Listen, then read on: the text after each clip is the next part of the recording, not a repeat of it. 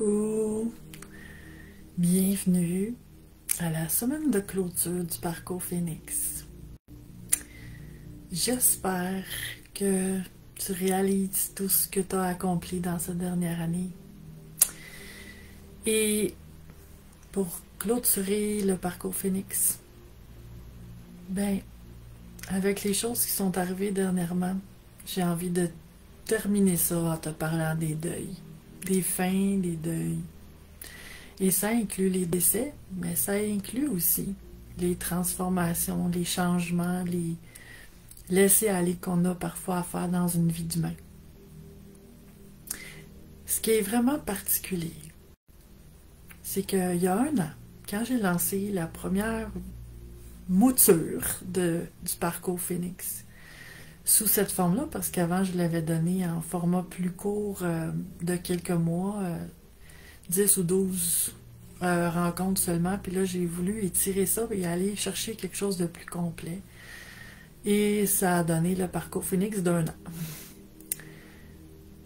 Il y a une de mes bonnes amies, Linda, qui a voulu participer. Et tout au long, Linda, c'est quelqu'un de très... c'était quelqu'un parce qu'elle vient de quitter ce plan. Mais ça faisait à peu près 17 à 18 ans qu'on était amis. Linda, c'est quelqu'un qui était rayonnante, positive, une vraiment belle personne. Et ça m'a fait plaisir qu'elle veuille faire le Parcours Phoenix. Puis dans les premières semaines, les commentaires qu'elle me disait souvent, c'était que après beaucoup d'années de croissance personnelle, elle trouvait que on allait encore plus loin dans le parcours, que j'amenais des réflexions encore plus profondes, que j'étais pas à me contenter de la surface, puis que malgré le fait qu'elle avait des années de développement personnel en arrière de la cravate, elle en retirait beaucoup. Puis, ce qui est particulier, c'est que je l'ai vu évoluer, comme les autres personnes qui font partie du parcours, mais puis je trouve ça toujours beau de vous voir aller. Mais le parcours de Linda, c'était un parcours de... Elle parlait beaucoup d'amour inconditionnel.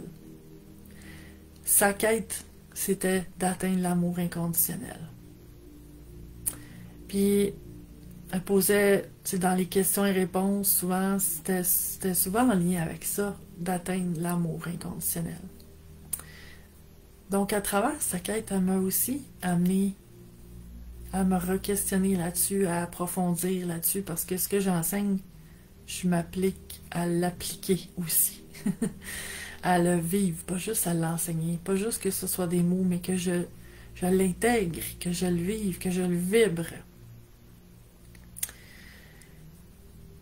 Donc, de voir le parcours de Linda à travers ça, et ici dans le groupe, mais aussi dans nos conversations à l'extérieur de la formation, que j'ai vu comment qu'elle s'était ouverte de plus en plus, et autant à pas se juger, parce que tu sais, l'amour inconditionnel, ça commence par soi. Hein? C'est souvent ce que je lui disais, de pas être si dur envers soi, de observer les moments où elle trouvait qu'elle n'était pas dans l'amour inconditionnel, de pas en vouloir à l'humaine qu'elle est, d'essayer de comprendre ça, puis d'aller approfondir ça dans le non-jugement. Puis quand elle m'a annoncé, il y a même pas 2 mois, que son médecin lui annonçait une maladie en phase terminale, ça a secoué mon univers. Mais j'ai aussitôt vu pour Linda que, tu sais, la vie, elle fait jamais rien pour rien. Ça c'est pas nouveau, là. Cette façon-là, pour moi, de voir les choses. Mais je voyais à travers son parcours que, oui, Du point de vue humain, c'est épouvantable, c'est terrible, c'est un drame. Mais du point de vue divin, il n'y a pas de hasard. Tout arrive pour une raison. Je voyais aussi que,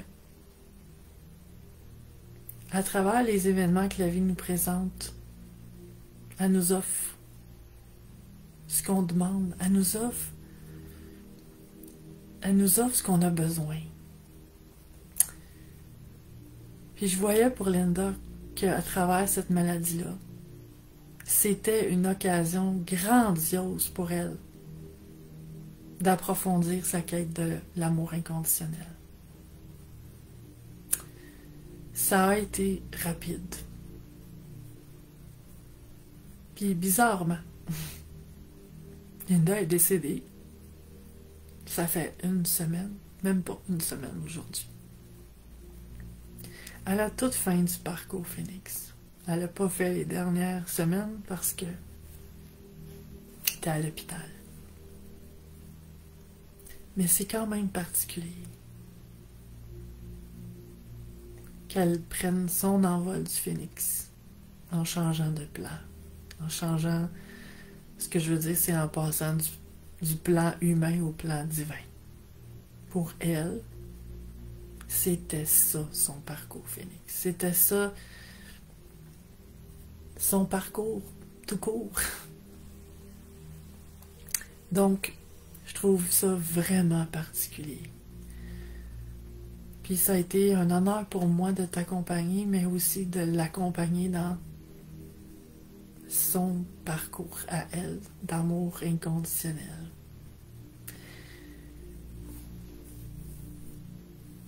Puis, je l'ai vue quelques jours avant qu'elle parte. Puis je lui ai dit, Linda, tu touches là à l'amour inconditionnel. Puis elle m'a dit que oui. Donc, vois-tu,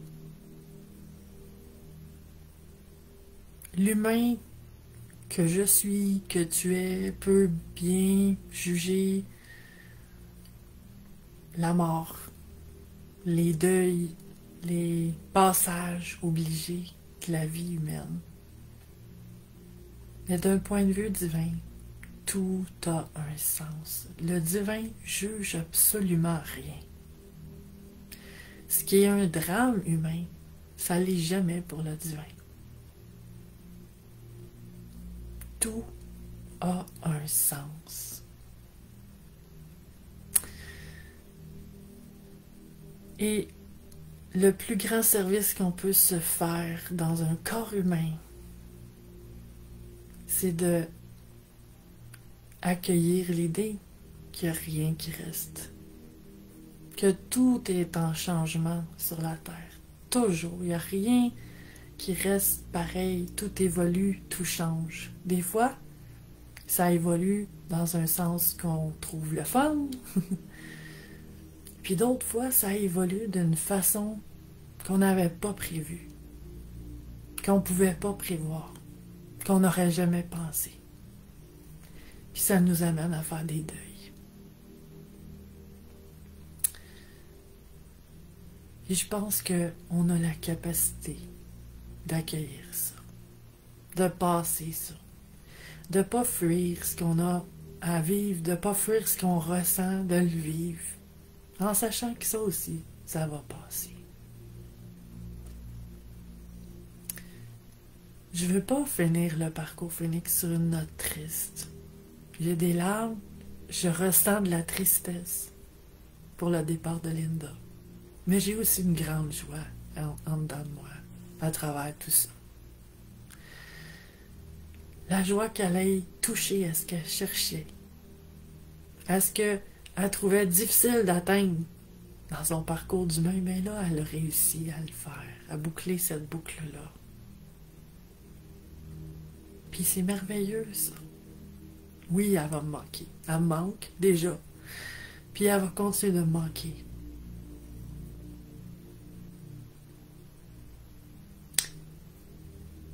Mais la mort fait partie de la vie.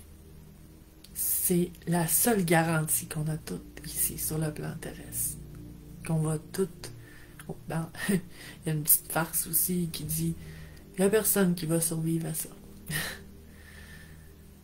Donc, ce que ça fait de voir quelqu'un qu'on aime quitter, c'est que ça nous ramène à notre vie.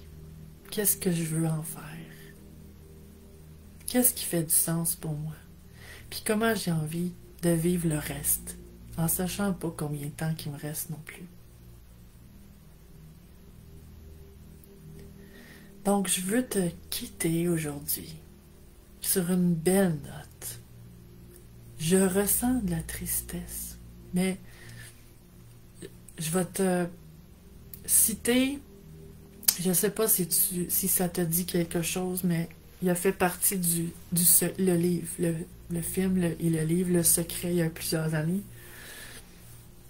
Il s'appelle le révérend Michael Beckwith. Puis à un moment donné, j'ai vu une entrevue avec lui. Puis la personne qui parlait lui disait, c'est-à-dire c'est quelqu'un qui racontait une fois qu'il l'avait rencontré, le révérend Michael Beckwith. Puis cette journée-là où ils se sont rencontrés, le révérend était... c'est parce que d'après moi, il est juste un preacher, là, mais je sais pas de quelle religion, puis c'est pas important.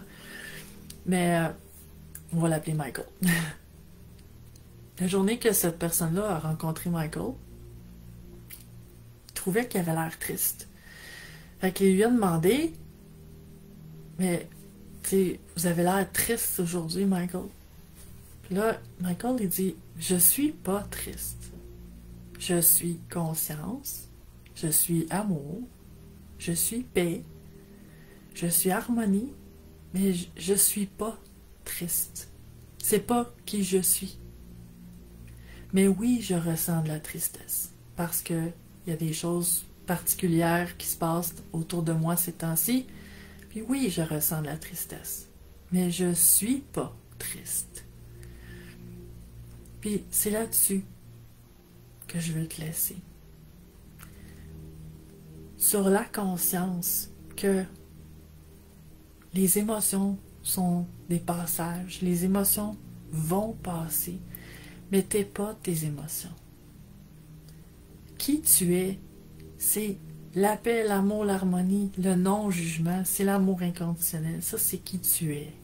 Avant même d'habiter ce corps-là, ce costume d'Halloween-là, c'est qui t'étais et c'est qui tu seras toujours.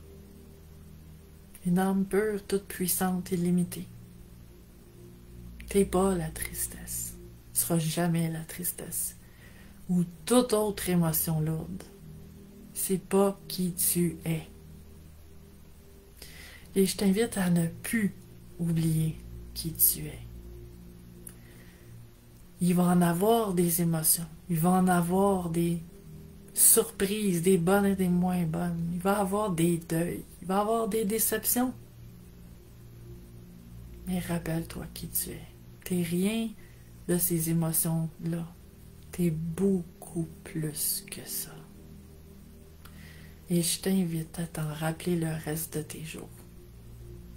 Je t'invite à te rappeler que tout est en dedans de toi. Que tout ce que tu as besoin pour traverser ce qui se passe pour toi. Que tu es capable de beaucoup plus que tu penses.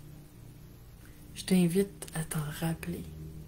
Je t'invite à créer la plus belle vie possible. À pas penser que tu es ici pour souffrir. À ouvrir à plus grand, plus beau, plus grandiose, plus merveilleuse, plus merveilleux. À ouvrir toujours plus grand. À incarner la grandeur de qui tu es. Prends ton envol, Phénix. Brille de tous tes feux. Renouvelle-toi autant de fois que tu en auras envie. Mais vis la vie que tu as envie de vivre. Crée-la. Merci. Merci d'être là, d'avoir été là. Et bonne continuation. À bientôt. peut-être. Bye.